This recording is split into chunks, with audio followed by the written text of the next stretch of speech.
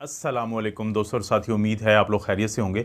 आज की इस वीडियो में हम बात करेंगे कि ये जो पेट की गैस होती है, इसके बारे में बहुत सारे लोगों के सवालात होते हैं। बहुत सारे लोग परेशान होते हैं कि उनके पेट में गैस ज़्यादा है। देखें, ये जो पेट की गैस होती है कि ये नॉर्मली यानी कुदरती तौर पे और नॉर्मल लोगों में मौजूद होती है उनके अंदर।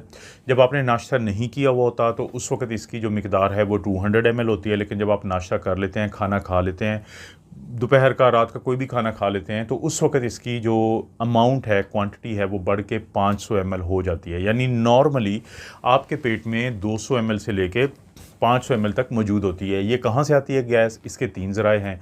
एक तो ये होता है कि जैसे हम बात करते हैं, कोई चीज़ खाते पीते हैं, तो मुसलसल हम हवा को अंदर लेके जाते हैं जिसके अंदर गैसेस मौजूद होती हैं। इसी तरह से बाज़ वक़्त हमारे जिस्म में केमिकल रिएक्शन हो रहे होते हैं जिसके नतीजे में गैस पैदा होती है।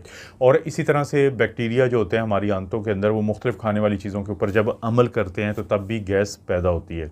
हमारे जो गैस है वो पेट के अंदर जो मैंने क्वांटिटी बताई है वो 5 किस्म की होती हैं। ऑक्सीजन और कार्बन डाइऑक्साइड से आप वाकिफ़ हैं। इसी तरह से नाइट्रोजन होती है, हाइड्रोजन होती है और मीथेन होती है। ये हैं वो 5 टाइप की गैस जो हमारे पेट में मौजूद होती हैं। ये कैसे, ये मुंह से एंटर होंगी गैसेस अक्सर जो बाहर से आएंगी, उसके बाद मैदे में जाती हैं और जो फिर आगे छोटी आंत में पैदा हो रही हैं या बड़ी आंत में, फिर छोटी और बड़ी आंत से वो आगे जाती हैं, फिर जिस्म से बाहर निकलती हैं। 3 वो रास्ते हैं जिनसे जो गैसेस होती हैं वो हमारा जिस्म छोड़ती हैं।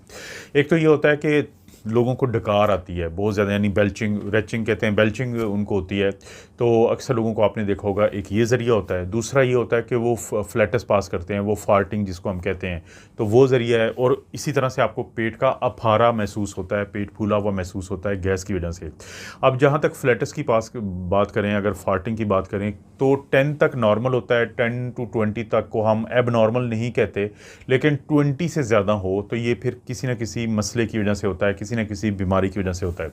जो गैस होती है वो हमारे देखें, गैस के ज़्यादा जो इशू होते हैं वो ऑब्स्ट्रक्शन की वजह से होते हैं। कि अगर ये जो रास्ता मैंने बताया था गैस का, अगर इसमें कहीं रुकावट आ जाए तो उस वक्त प्रॉब्लम ज़्यादा होता है। वो रुकावट क्या होती है? वो रुकावट ये होती है कि या तो कोई बाहर से चीज़ आंतों को दबा रही हो, या आंतों के अंदर कोई गिल्टी बन जाए, कोई ऐसी चीज़ बन जाए, कोई आंतें एक दूसरे के ऊपर बल खा जाएँ, तो उसकी वजह से जो रुकावट आती है वो होती है ख़तरनाक। उससे पेट फूलता भी ज़्यादा है, उससे पेट में दर्द भी होता है, उससे फिर कब्ज़ भी हो सकती है और भी बहुत सारे मसले जन्म लेते हैं। तो उस सूरत में डॉक्टर ज़्यादा सीरियस लेते हैं गैस को। वरना आम लोग जब पूछते हैं कि अच्छा, अगर गैस एक नॉर्मल चीज़ है तो फिर इसको हम थोड़ा सा मैनेज कैसे करें, क्योंकि बाज़ औक़ात लोगों को ये प्रॉब्लम जब ज़्यादा तंग कर रहा होता है तो डॉक्टर पहली चीज़ उनको कहते हैं कि आप अपने खाने पे तवज्जो दें। कुछ खाने वाली ऐसी चीज़ें हैं कि जो कि ज़्यादा गैसेस बनाती हैं, ज़्यादा गैस पैदा करती हैं। तो अगर आपको भी, आप इसके हाथों तंग हैं कि गैस की वजह से बार बार आपका पेट फूलता है, बार बार आपको डकारें आती हैं, आप फार्टिंग आप ज़्यादा करते हैं, यानी फ्लैटस ज़्यादा आप पास करते हैं, तो फिर फल और सब्ज़ियाँ बहुत मशहूर है कि ये 2 ऐसी चीज़ें हैं जो आपके जिस्म में गैस को ज़्यादा पैदा करती हैं। इसी तरह ये जो चने होते हैं, लोबिया होता है, मटर होता है, गोभी पत्ता होता है, तो इससे भी बहुत ज़्यादा लोगों को गैस पैदा होती है। बाज़ लोग जो हैं, दूध के अंदर मौजूद होती है एक कार्बोहाइड्रेट जिसको लैक्टोज़ कहते हैं, तो उसको हज़म करने के लिए एक एंजाइम होता है आंतों में जिसको लैक्टेज़ कहते हैं।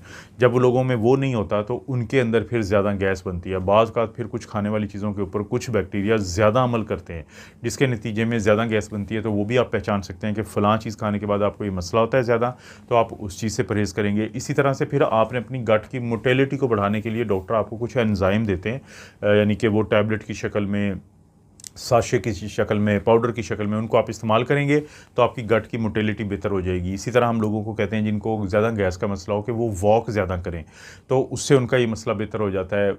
फिर वो लोग जो बेड बाउंड हो, यानी फालिज हो गया किसी को, जब वो बेड पे हैं तो उनकी आंतें कम मूव करती हैं, तो उनमें गैस ज़्यादा तंग करती है, तो उनके पेट को अगर आप मसाज कर दें तो उससे भी उनकी गट मोटिलिटी बेहतर होने से गैस उनकी निकलती है। लेकिन फ्लैटस अगर पास होता है 20 टाइम से कम तक तो इतना इशू नहीं होता। 10 से 20 थोड़ा ज़्यादा है, लेकिन 10 से नीचे तो बिल्कुल नॉर्मल है, और 20 से ज़्यादा हो तो फिर अपने डॉक्टर से ज़रूर बात करें। लेकिन मकसद वीडियो का ये है आपको बताना कि नॉर्मली आपके जिस्म में गैस पर बनती है। नॉर्मली आप बहुत दफ़ा बातें करते हुए या वैसे भी गैस अंदर जाती है, जो 5 टाइप्स मैंने बताई हैं उनके मुख्तलिफ ज़राए हैं। 200 से लेकर 500 ml हर वक्त मौजूद होती है और खाने के बाद ये बढ़ जाती है। इसलिए आपने नोट किया होगा कि लोग खाना खाने के कुछ ही देर बाद वो उनको डकार ज़्यादा आते हैं, उनको थोड़ा सा महसूस होता है जैसे पेट उनका फूला हुआ है, और इसी तरह से उनको हवा भी ज़्यादा पास होती है। तो ये गैस के बारे में कुछ बुनियादी मालूमात इस तरह की वीडियोज़ बनाता रहता हूँ। लाइक करें वीडियो को, अच्छा सा कमेंट करें, शेयर के काबिल तो शेयर करें, नहीं किया चैनल को सब्सक्राइब तो सब्सक्राइब करके बेल नोटिफिकेशन ज़रूर दबा दें। आप अपना और अपनी फैमिली का ख्याल रखें। अल्लाह ताला आपको और आपकी फैमिली को हर किस्म की बुराई, बीमारी और आजमाइश से महफूज रखें।